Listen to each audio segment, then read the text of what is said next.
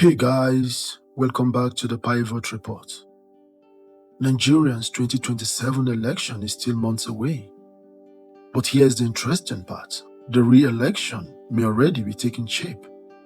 Not at a polling unit, not on election day, and certainly not when the first ballot is dropped into the box. It is taking shape right now through alliances, voters' registration, party structures, regional calculations, court decisions, turnout, and the ability of political movements to convert public excitement into actual votes. So, today, instead of asking the usual question, who will win Nigeria's presidential election in 2027, let's ask a more important and direct question. What are the 5 structural forces that could determine the presidential election before a single vote is cast? Let's break it down. This is the Pivot Report. Thank you for joining me. Let's dive in.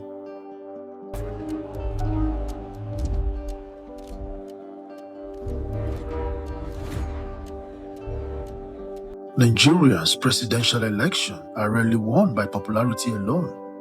They are won by coalition mathematics. Nigeria is too politically and geographically diverse for a presidential candidate to depend on one region, one ethnic group, or one demographic. So the first structural question is simple. Can the opposition build a coalition strong enough to compete nationally? This is where 2027 becomes particularly interesting. Different opposition figures and parties may have different strengths. One may have strong support in parts of the South. Another may have influence in parts of the North. Another may have strong grassroots organization. Another may possess a powerful personal following. But putting these strengths together is much harder than talking about them, because political coalitions require compromise. Who gets the presidential ticket? Who becomes the running mate? Which party controls the structure? How are candidates selected at the state and local government levels? And perhaps most importantly, can supporters of different political movements actually vote as one bloc?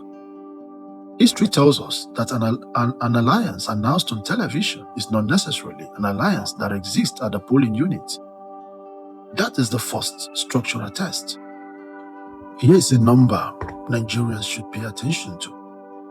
According to INEC, presidential election turnout fell from 53.7% in 2011 to 43.6% in 2015, 34.7% in 2019, and just 26.7% in 2023.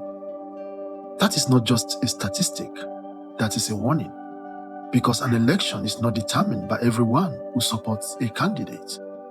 It is determined by people who actually show up and vote. And this creates an unusual political battlefield. A candidate could have millions of enthusiastic supporters online and still struggle if those supporters don't translate their enthusiasm into actual turnout. This is why social media numbers can sometimes be misleading. A trending hashtag is not a ballot. A viral video is not a polling unit. And a large online following is not automatically an electoral machine. So, the second question for 2027 election is, which political movement can convert enthusiasm into participation?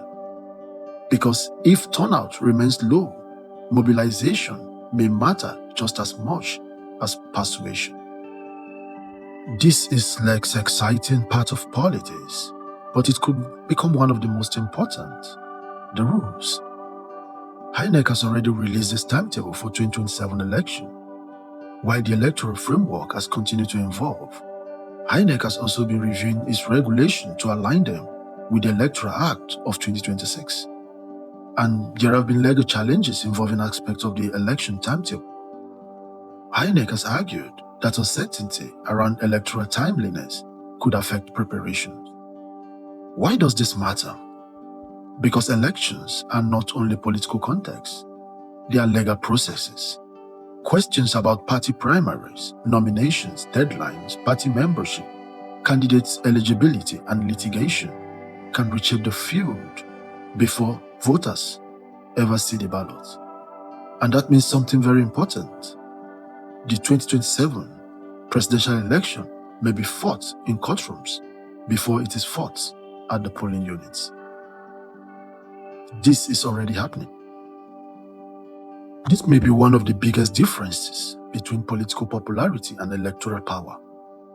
A presidential candidate can be famous nationally, but elections happen locally, ward by ward, polling unit by polling unit, local government by local government. This is where political parties become important. A candidate may have millions of followers, but who is coordinating them? Who knows the polling units? Who understand the local political alliances? Who can mobilize supporters? Who can monitor results? And who can maintain political momentum beyond social media? This is why the battle for 2027 will not simply be a battle between personalities. It will also be a battle between political structures. And history suggests that structure often becomes more important as election day approaches. And now we get to the biggest question.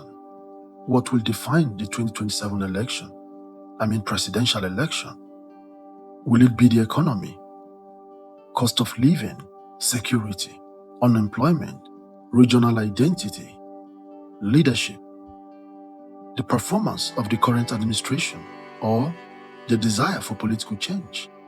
Because elections are often decided by the issues voters consider most urgent at that particular moment. And that can change. A political issue that dominates the conversation in 2026 may not be the issue dominating the conversation in early 2027. Economic conditions could change. Security conditions could change. Political alliances could also change. And public sentiment could change. So, anyone making a confident prediction about 2027 election today should probably leave room for one uncomfortable possibilities. Nigeria's electorate can surprise everybody. So, before we get obsessed with presidential names, endorsements, and political drama, perhaps we should watch these 5 structural questions. 1. Who can build the broadest coalition? 2. Who can actually mobilize voters to turn out? 3. Will the electoral and legal framework remain stable? 4. Which political movement has the strongest grassroots structure? And 5. What issue will ultimately define the election in the minds of ordinary Nigerians? Because here's the bigger lesson from Nigerian political history. Elections are rarely decided by one factor. They are decided by several forces colliding at the same time. Coalitions, turnout, structures, rules, and public mood. And by the time Nigerians arrive at the polling unit in February 2027, many of the most important battles may already have been fought. The question is, who is preparing for those battles now? This is the Pivot Report, where today headlines meet history. And if you enjoy this analysis, don't just ask who will win 2027. Ask the more interesting question: what has to happen for them to win? Until next time, stay informed, stay curious, and keep looking beyond the headlines. Thank you for watching. I'll see you in the next video. Bye.